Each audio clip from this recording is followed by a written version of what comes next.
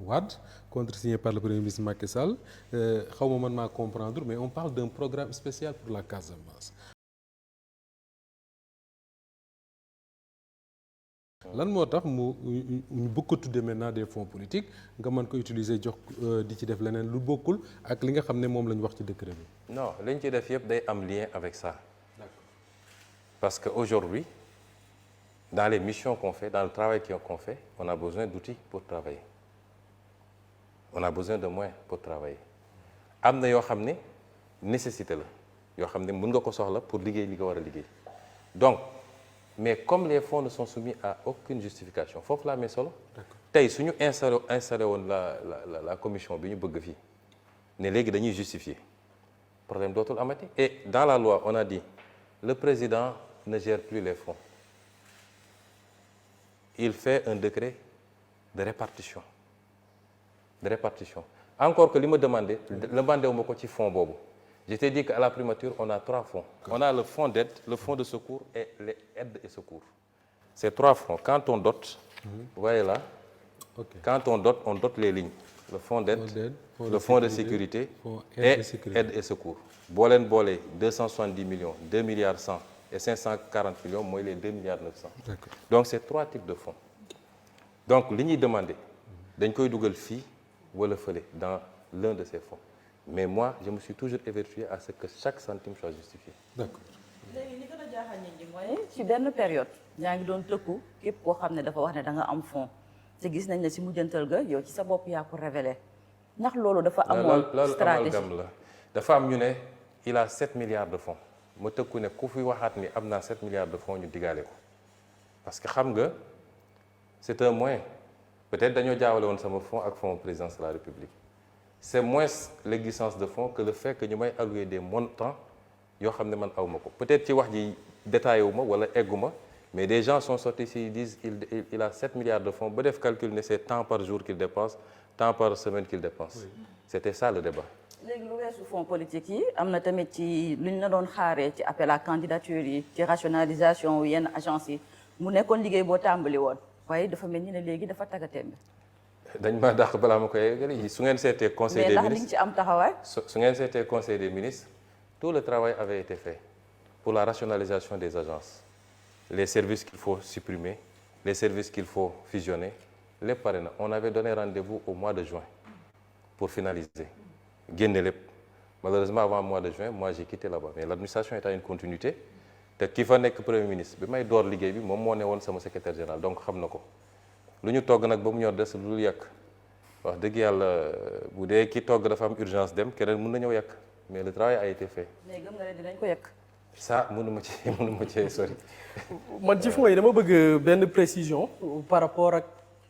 parce que li ma juumul le 22 mai 2026 nga révélé woon ni am nga ay fonds yu toll ci 1 milliard 770 millions.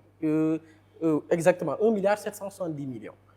Maintenant problème bi man foofu moo jaxase sama xel ak ñu bari ci sénégalais mooy dafa am kenn ci gouvernement bi ku génn ku ne 1 milliard 710 millions yi par trimestre la. suñu sukkandikoo ci loolu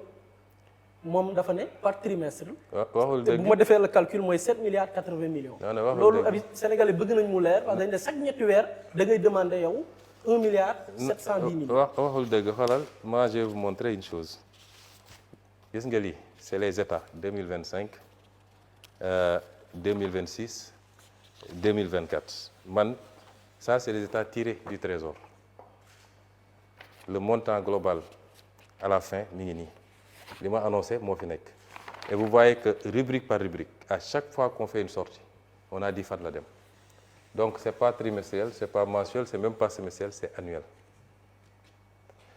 désintoxication bi nekk ci dëkk bi parce que dañu toll foo xam ne man duma dem parce que ça sert à rien ngay dem naan maa ngi yóbbu nit ñi justice bis bu ne nit xëy wax lu toll ni àdduna ci Ousmane Sonko mais jaru ko parce que da nga koy may buzz te du mujj fenn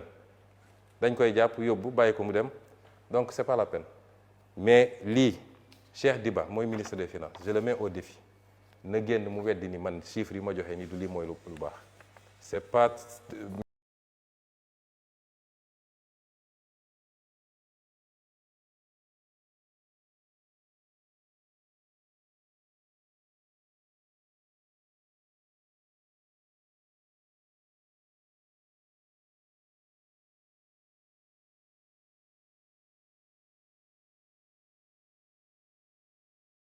mensuel, c'est pas trimestriel, c'est pas semestriel, c'est annuel. Parce que votre patrimoine fait l'objet de beaucoup de spéculations maanaam ci kalam liñ ciy wax dafa bëri Ousmane Sonko am na lii Ousmane Sonko am na lële. amiin ndax sa patrimoine dafa am yow loo ciy nëbb bëggoon nañu ko xam ak ndax aujourd'hui da ngeen a xaar ba le président de la République ne nañu étendre la déclaration de patrimoine rendre ko public ci njiitu pencum ndaw réew bu Sénégal ak njiitu primature pour que ngeen plié wu ci. Le débat mooy est-ce que président dafa xaar ba ñu imposer ko pour mu accepter ni dina déclarer à la sortie te dañ ko publier parce que bu ñu escamoté il faut commencer ci cosaan bi cosaan mooy lan mooy ñan ñoo jël initiative loi bi doo tëb ci ki def amendement su loi amuloon amendement du am donc député yi ñoo jël initiative de la loi ne président de la République dafa war a déclarer à l'entrée et à la sortie te ñu publier ko constitution dafa noonu dina déclarer à l'entrée ñu publier ko ne fàtte wax ni dina déclarer à la sortie déclaration nag balaa muy am solo nga déclarer à l'entrée et à la sortie ñu jël initiative yi dans le cadre d'une réforme de la constitution beaucoup plus globale moom mu def recours conseil constitutionnel cassé député ni du ñu bàyyi parce que lii engagement électoral la programme engagement électoral loolu moo ci nekk leneen newu ci wax ñu woon ni Massamba ak Mademba dañ ne woon président dina déclarer à l'entrée et à la sortie ñi reprendre ko dugal ko def ko benn article unique nga xam ne lu jafe attaqué la mu dem peut-être ci ñàkk pexe ñu ne d'accord nañu mais nañ ci dugal premier ministre et président assemblée nationale gars yi ne leen d'accord nañ parce que yaakaar nañ suñ ko waxee dañ naan non buñ ko def ñu ne leen d'accord nañ ci dugal sax yeneen institution yi wala sax nañu modifier loi bi ne toutes les déclarations de patrimoine dañ ko publier parce que déclaration de patrimoine dañ ko def ñaar dañu jël le président de la République parce que suñu système moo mel noonu pourquoi c'est seulement le président de la République qui prête serment devant le conseil constitutionnel pourquoi président de l'Assemblée nationale du ko def te muy deuxième personnalité pourquoi keneen ak keneen du ko def président dafa doon lu spécifique moo tax ñu réserve ko régime spécifique léppam ñu yóbbu ko ci constitution bi ñeneen ñi ñu yóbbu leen ci yeneen loi ñeneen ñi dañuy déclarer à l'entrée et à la sortie ma leeral foofu man musuma raté sama déclaration bi may nekk maire déclaré na bi may nekk premier ministre déclaré na bi may nekk assemblée nationale musuma raté déclaration sama déclaration mi ngi fii OFNAC man awma lu may nëbb su loi ne woon OFNAC day publier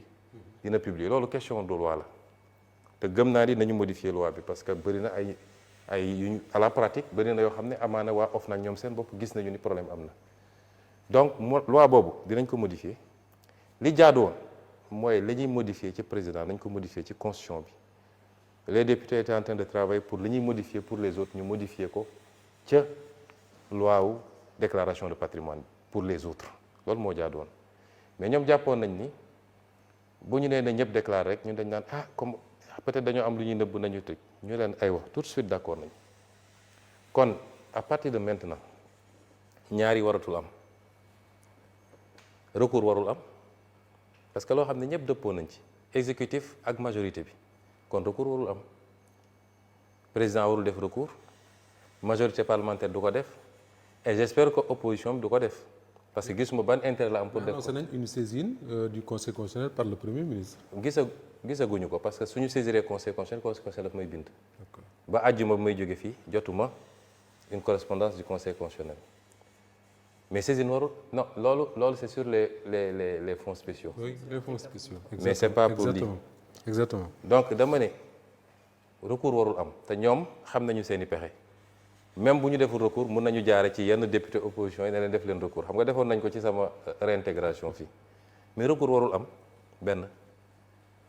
dem référendum warul am te moom président neen day dem référendum léegi yow da ngay woo peuple bi ne leen lan est-ce que d'accord ngeen man ak président assemblée ak premier ministre ñu déclarer suñu patrimoine à l'entrée et à la sortie te ñu publier ko loolu di nga ci woote référendum def ci 10 milliards ou 15 milliards. mais bu ñu dee def référendum du loolu kese peut-être y aura d'autres questions. oui mais bii lu ñu voté la ba pare yàqul beneen référendum bu ñëw mais bii voté nañ ko pare te sera voté à la majorité absolue donc ñaar yooyu waratul am ku ko def rek mooy yaa ngi bëgg a tappale. d'accord maintenant man sama patrimoine amuñu dara luñ ciy nëbb sama patrimoine mooy li gën a transparent xam naa ni ça fait fantasmer beaucoup de gens ndeysaan loolu ñu ngi koy wax tey su ñu ne woon OFNAC am na habilitation pour publier mon patrimoine mun nañ ko publier man amu ci problème je ne suis pas riche daanaka dara aw ma ko pauvre non plus. ah je suis pauvre même je suis pauvre de nee nañ dafa bëri. dara aw ma ko man sama patrimoine ma wax la fii sama salaire moo ci nekk salaire bi ñuy fay fii ma bloqué woon ko te amoon ci yéene bu eggee benn montant ma jox ko les victimes loolu moo nekk ci sama patrimoine kër gi ma am fii cité kër góor gi yéen ñëpp xam ngeen ni dama ko joxe donation samay soxna ak samay doom dem devant notaire ñu def ko ñu dem muté ko au niveau des impôts et domaines benn kër googu laa am te signalé naa ko ci sama déclaration de patrimoine mais nekkul sama tur am naa ñaari sagaru oto yu ma déclaré man sama patrimoine loolu la aw ma ay milliards aw ma ay centaines de millions yàlla mi ma tiim loolu mooy fantasme loolu nit ñi nag jàppal bàyyil Ousmane ak léegi mënoon naa ko génne d'ailleurs man publié woon naa sama déclaration de patrimoine en temps je me suis appauvri même bi ñu ma dàqee fonction publique 2016 dama publier sama dama ne leen nag ku mun a génne lenn lu wuteeg lii ma wax nii kenn ku ko mun a génne rek j'arrête la politique est-ce que tey ba tey kenn génne na ko. d'accord alors te lii ma wax nii je les lance un défi nañu dem génne leneen lu Ousmane Sonko am bëgg naa nag am ay milliards moom wax dëgg yàlla waaye ci ngor ak njub parce que dama bëgg dimbale ay nit jaamu ci yàlla su ma sañoon dina am alal bu bëree bëri waaye yàlla mayu ma ko pour le moment mais maa ngi dund